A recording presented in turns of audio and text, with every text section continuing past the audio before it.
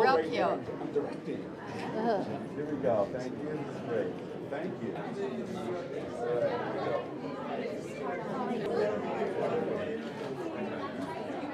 I mean, just the normal nervousness of going into a job. Being in Utah, is this the first time at Sundance as well? It is, yeah. Awesome. So what is it like when you were making the film to now knowing that you're premiering it at Sundance? Was there anything during the process of filming where you're like, we can't wait to premiere this here? I think it's a great home for the movie. You know, it's a truly independent film, and it's very independent in spirit. It's, you know, one man's beautiful idea that he's managed to realize in a very elegant way. And so, yeah, I'm excited to be in Sundance and proud to represent the film. And what's your favorite part about the character that you're playing? Well, I mean, one of the fun things was that after the read-through, which was the day before we started filming, originally I was doing it in quite a sort of straight-up, what you call RP British accent. Something about it felt a little bit condescending and weird, and so I was talking with Jesse about it, and I knew from talking with him they wanted James to be a character who had zero bad intentions. And so I tried out this kind of British northern accent, which somehow felt a little bit softer and more vulnerable in a way. And so that was a lot of fun, and I just liked how genuinely obsessed with the history he was. You know. Well, thank you so much. Congrats again. What was it about the character when you were reading the script that spoke to you so much and said you had to be a part of this project?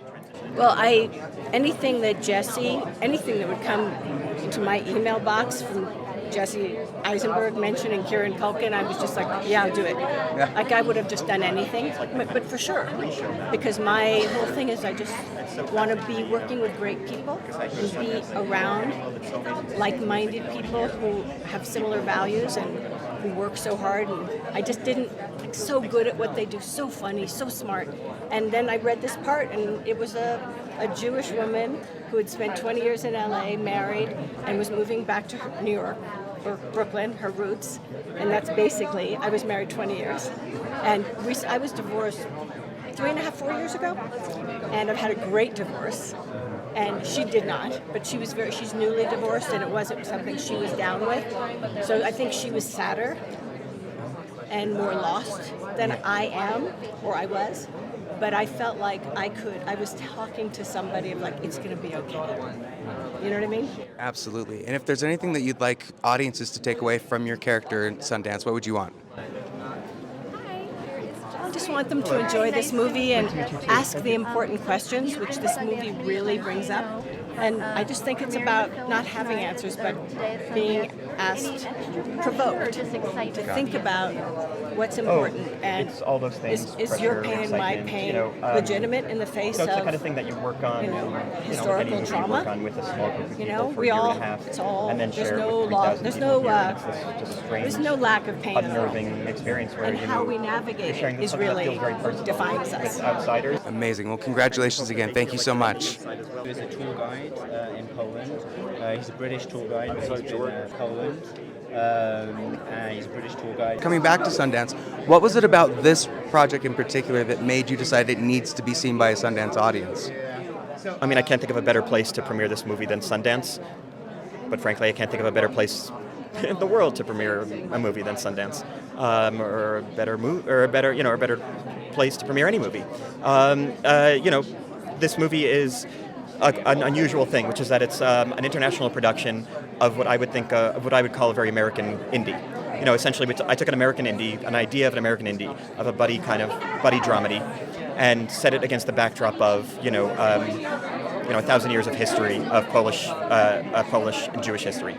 And so my goal with it was really to make a movie that American audiences feel a familiarity with, but to set it against the backdrop of something we don't feel familiar with, and to have the characters, through the characters' eyes, see that unfamiliar landscape.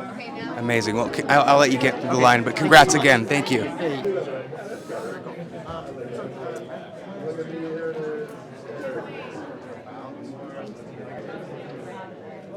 So that's good. Hey, Kieran, congrats on all the awards. Well deserved. Nice equipment. Thank you so much. It's good for tight spaces. When it comes to this story, what was it that stood out to you, made you want to be a part of the project? It's also an interesting microphone too. It's like We're doing what we really, can. yeah. And then what's the thing on your Oh, it's just an attachment to the Oh, to it the mic. connects that, and then okay, and this thing. That's like I'm fine. You're Here. full of like tech. No, Look I will at it, not. whatever No, I you don't want need. to touch the thing.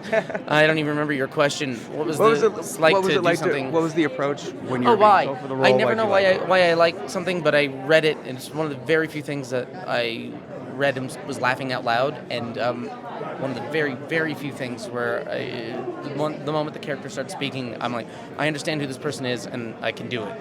Because it's always like, do I like the thing? Do I think I can do it? Do I like the thing? Do I like the character? Do I feel like I can play it? And all those three things happened at once. Page one. Like, I was like, oh. And I remember being like, damn, I guess I gotta go do this movie now. We're not going to get the scene we did, so we're just very happy. Film, that's what they emphasize. I mean, is this kind of the ideal thing for the first crew and then they left? Real cute. Here we go. Thank you. This is great.